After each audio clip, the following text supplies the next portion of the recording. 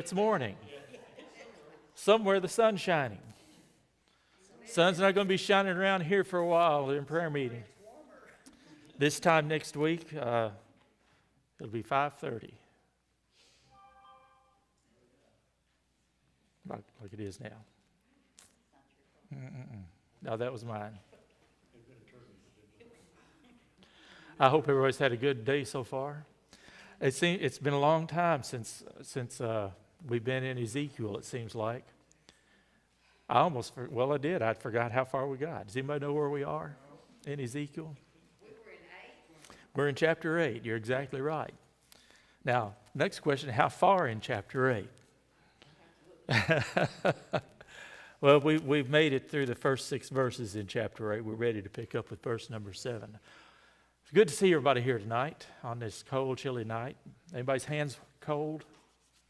See, Charles got his coat off in short sleeve shirt. Before I forget it, Miss Rachel and Brother David need to see you all right after church, right after the service, go over something with you all for Sunday. I know you didn't do it. That's why I know you didn't do it, so I got to talk to you.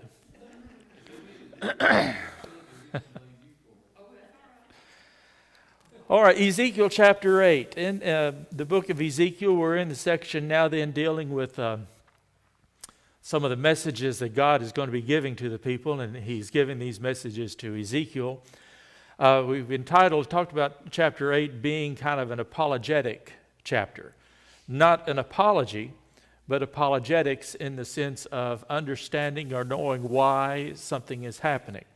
And so God is explaining to Ezekiel why his people are in severe judgment. And it is a time of severe judgment for his people.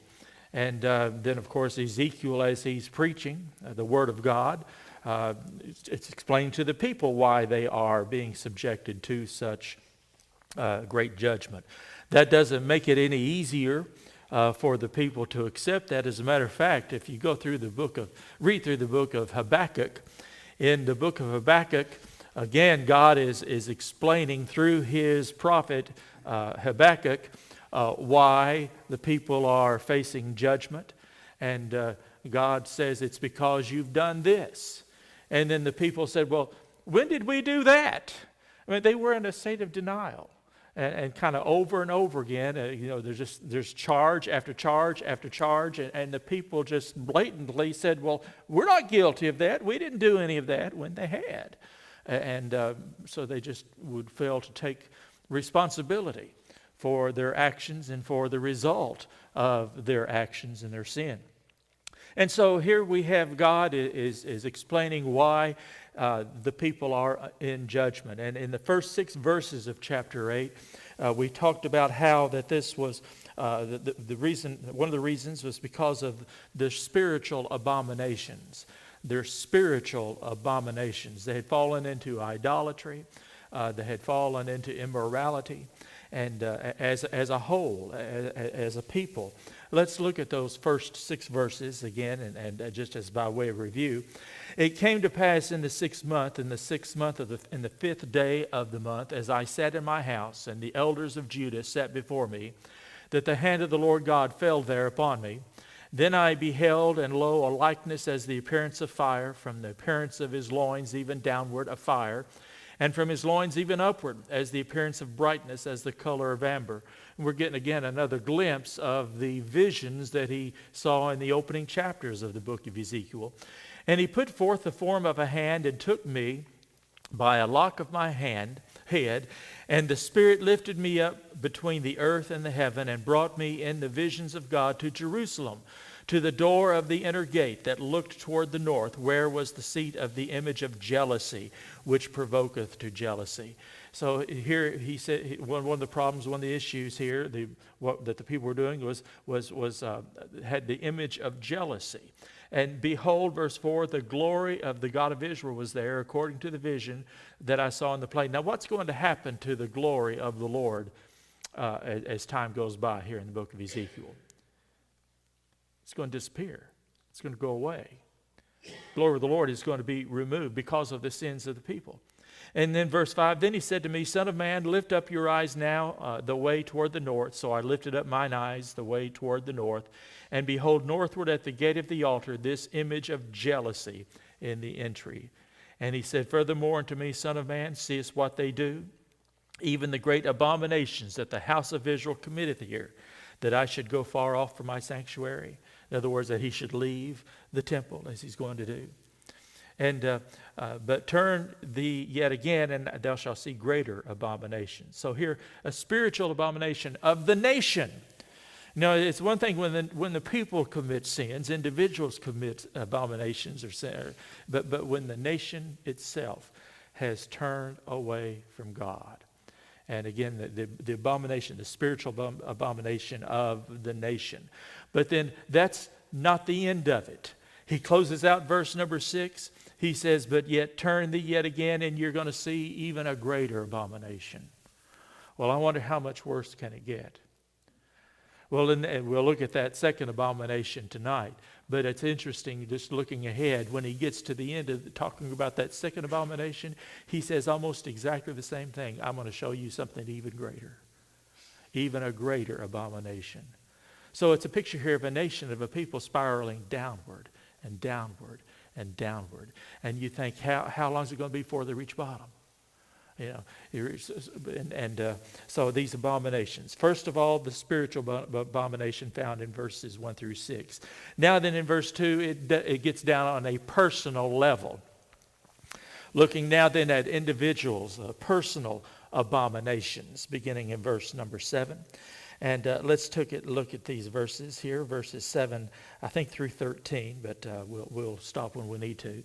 Verse 7, and he brought me to the door of the court, it's in the temple, and when I looked, behold, a hole in the wall. Then said he unto me, Son of man, dig now in the wall. And when I had digged in the wall, behold, a door. And he said unto me, Go in, and behold the wicked abominations that they do here. Individuals. So I went in and saw, and behold, every form of creeping thing and abominable beasts, and all the idols of the house of Israel portrayed upon the wall round about. And there stood before them 70 men of the ancients of the house of Israel. And in the midst of them stood, I always have to look at this and figure out how to say it, Jaazaniah. Anybody want to disagree with that? Looks good to me. Jaazaniah, the son of Shaphan, with every man his censer in his hand. Now, who would be holding censers? The priest would. Every man his censer in his hand, and a thick cloud of incense went up. Now, many times, the incense going up represents something. In the book of Revelation, it talks about the incense representing the prayers of the people. But that's not what this incense was representing. This incense was here a symbol of they're trying to hide themselves, trying to hide their sin. In other words, this smoke, this fog-like thing, hiding their sin so that they thought God couldn't see them. Let's read on. Then said he unto me, Son of man, hast thou seen what the ancients of the house of Israel do in the dark? Every man in the chambers of his imagery, in other words, in his mind. For they say, The Lord seeth us not. The Lord hath forsaken the earth. He said unto me, Turn thee yet again, and thou shalt see greater abominations that they do. I told you, once we get to the next abomination, he says, just wait, hold on a minute, hold your horses. There's even something greater, far worse than that. So here we have now then individuals mentioned here, and we're talking about personal abominations here. In verse 7, he says, see that hole in the wall? I want you to dig out that hole. So he begins digging, scraping out that hole, making it larger, and then he sees a door. And then he says, go through this door now, and I want you to see what you see. So he has dug inside this hole. He has seen a door. He opens the door, and he sees this room. And in that room on the walls, there's pictures drawings, etchings of every creeping and abominable thing that you can imagine.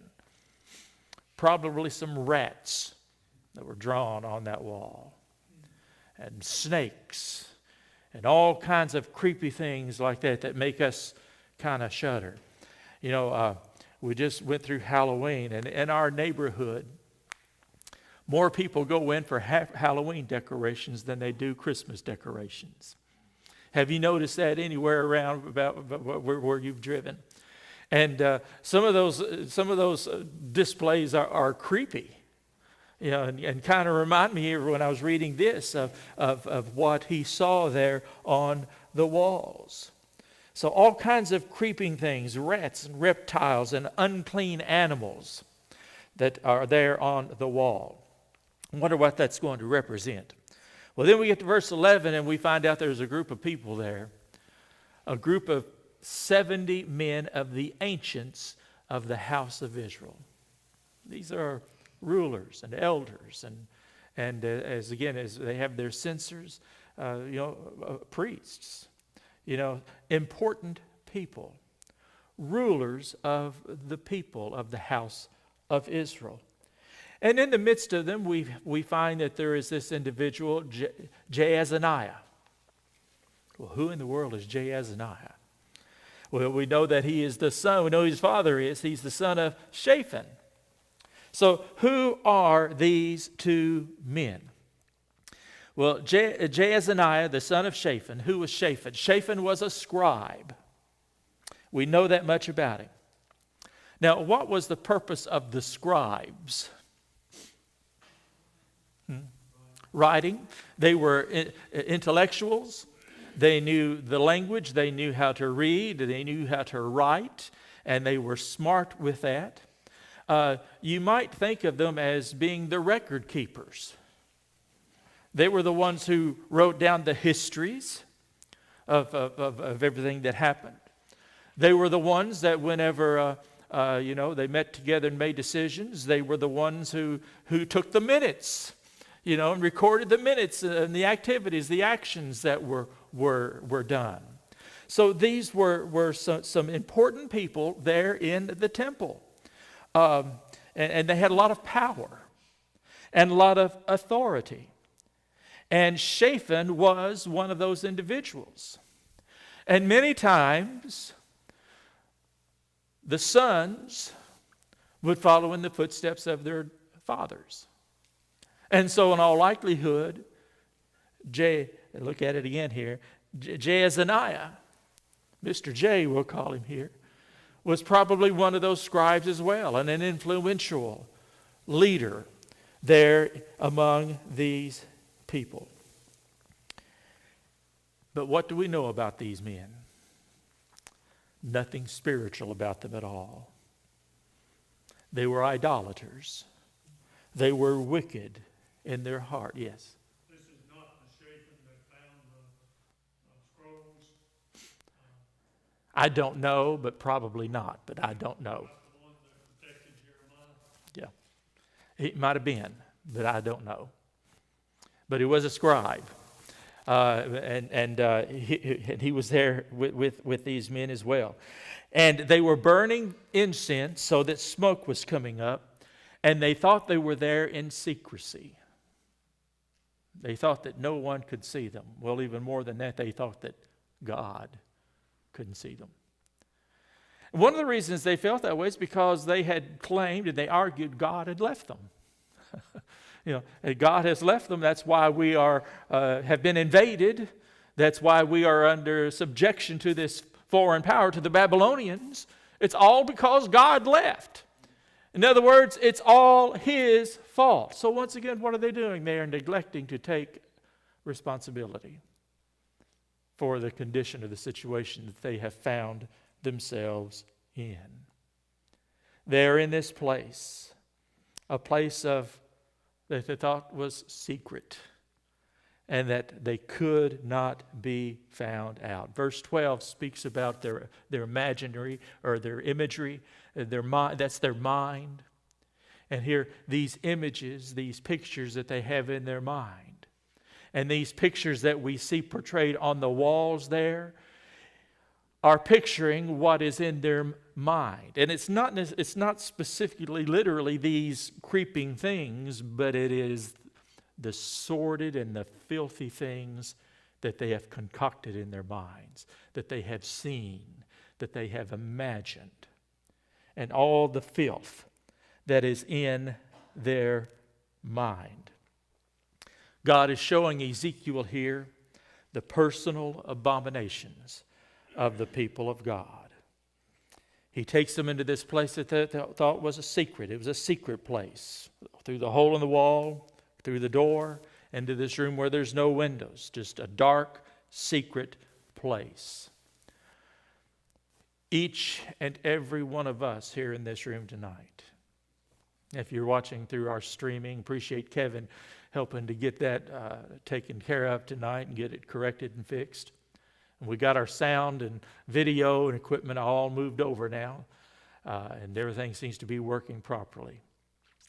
Pray for this Sunday that it continues to do so.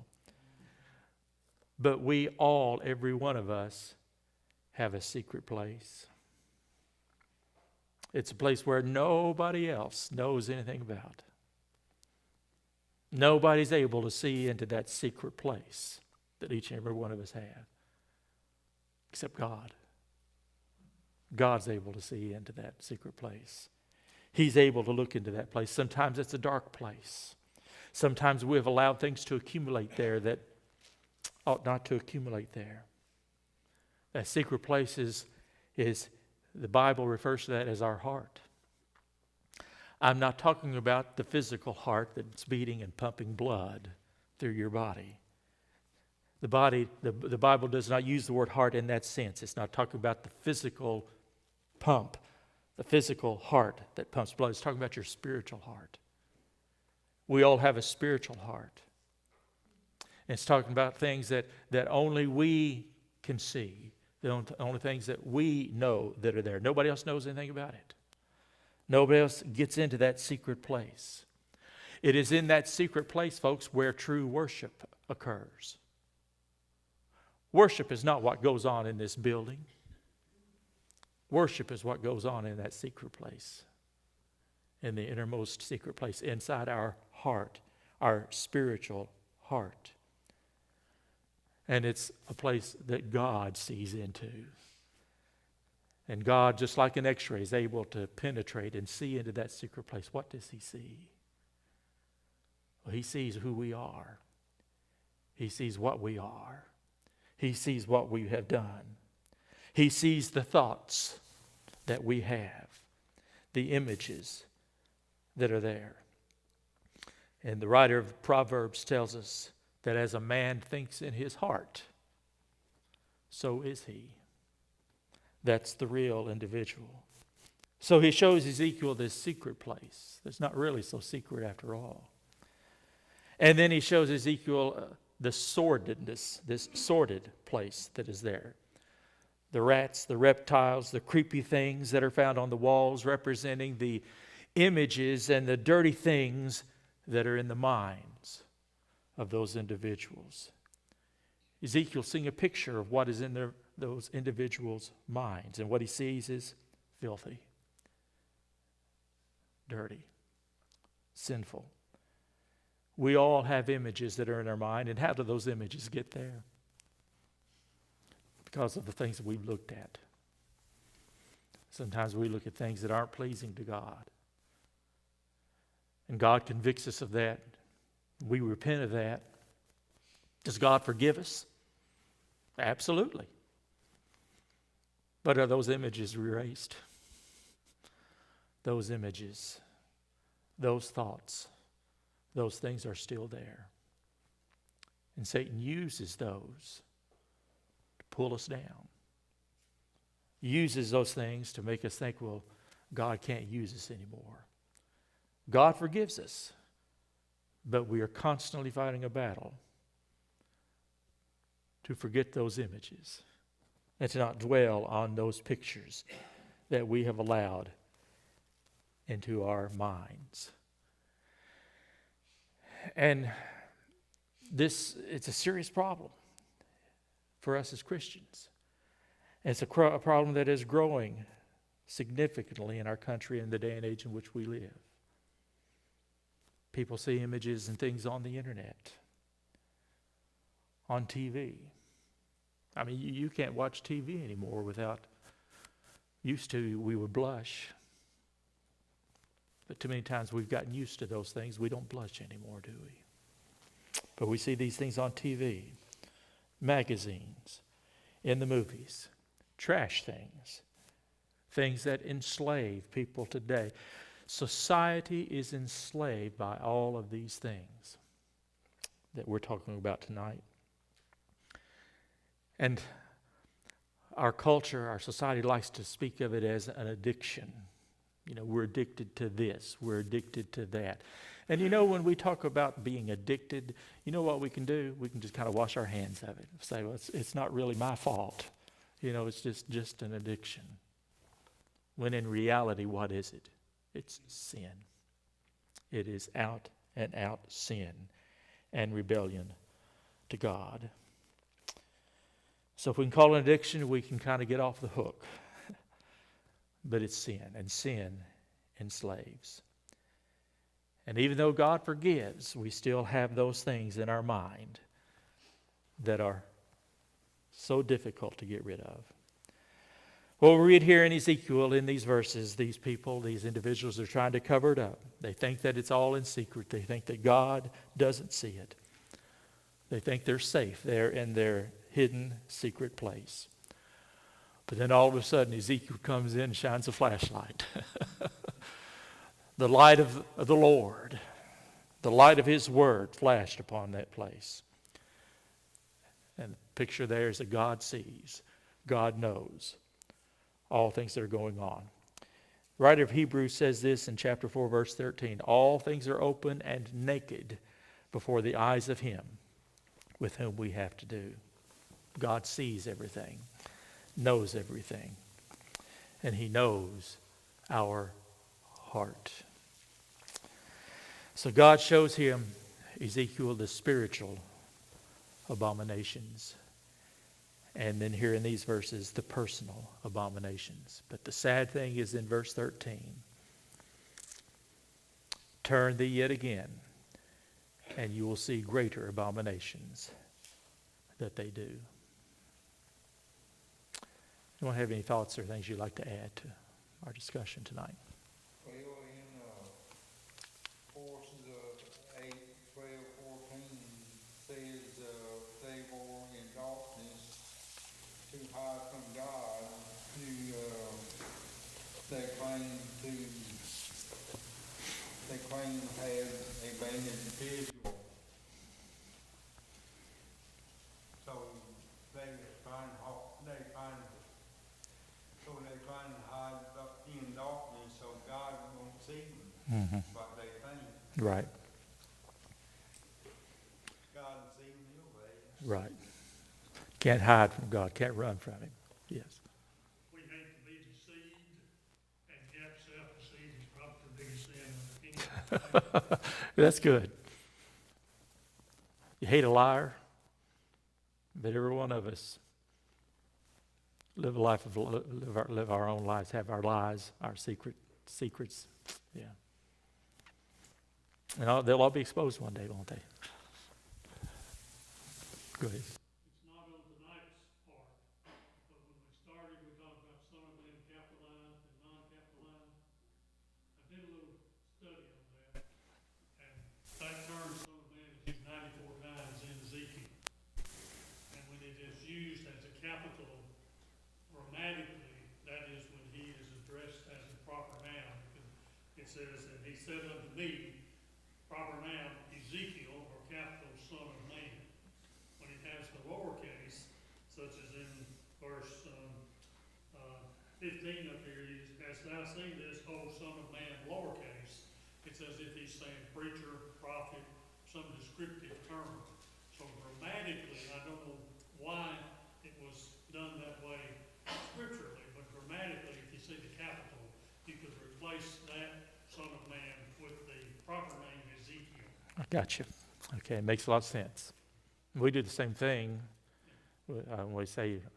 We talk about our mothers, little letter M. But if I'm talking to my mother, it's capital letter M. Okay. Anything else that you'd like Terry to look up for us? All right. We'll go into our prayer time now. Brother Kevin, if you'll take us off the air, and we'll say bye to those that are watching by way of our YouTube stream.